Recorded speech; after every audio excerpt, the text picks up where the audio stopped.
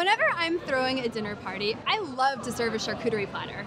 And my go-to for anything smoked, salted, or cured is Dickson's Farmstand Meats here in Chelsea Market.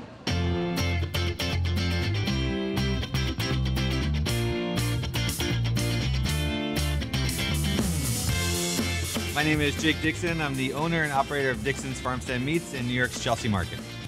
We are a old school, some people call us new school, butcher shop. We're part of a movement kind of getting back to buying from small family farmers and making everything in-house. But we're new in that we're really dedicated to the sourcing, not just about quality and customer service. We've worked with most of our farmers for a long time. Our main beef guy, he does 3/4 of our beef, and I've been working with him for 6 years now because the guys who ran the slaughterhouse, they bought their personal beef from him. So I said, of course, that's the guy I want to work from. So this is our cutting room where we do the heavy lifting of butchery. We cut everything on the rail as you would in a high production or slaughterhouse environment because it's faster, cleaner, safer. We're using gravity to help us. We do everything right here in full display of the customer because we're all about transparency. So we're not trying to hide the process, we're trying to expose it. That's the big difference between us and a classic butcher shop or commodity operation. So we work with small farms and we want to make sure people see it.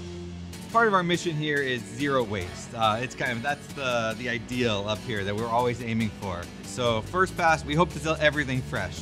After that, then we look at the animal and we've developed a path for every part. So rib eyes, they're beautiful, we don't need to do anything. Pork loin, they go as chopped. Pork leg, they become ham. Pork belly becomes pancetta and bacon. So we kind of direct meat in different places, trying to make sure nothing goes to waste. We get 100% utilization. To the point where even the brown parts or the offal, heart, liver, kidney, all of that goes into our dog food program.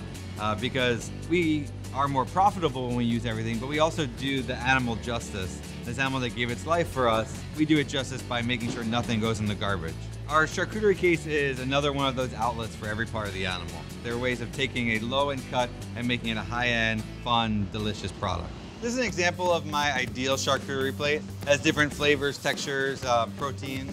You don't want your palate to get tired, so you'll see there's different things that are lean. So like the ham is really lean. Some people think of only like salumis or like prosciutto on a meat plate, but ham, like what people think of like a ham and cheese sandwich, actually is a great addition to a meat plate because it's not super fatty and not super rich. It has nice smokiness to it. And then you have things that are really fatty on the other end of the spectrum, which would be like the pork rillette. And then things that are a little bit spicy, like the tasso ham, and kind of big, heavily seasoned products like the beef pastrami. If you have things that are just any one of those things, your mouth gets tired of it, it gets bored, and everything starts to taste the same. So by varying the textures, flavors, spice profile, everything kind of stays fun to eat. Things don't have to be traditional. You don't have to go to like a cheese shop or a charcuterie shop to make a great charcuterie board. You could do it from like the deli counter at most places if they have good meat. Part of the culture of the US, meat has changed. You know, people are trying other things. They're not clearing it out of just the 1 or 2 cuts that they know, and that's really fun. It allows us to do more and more things if we know that we're selling the whole animal.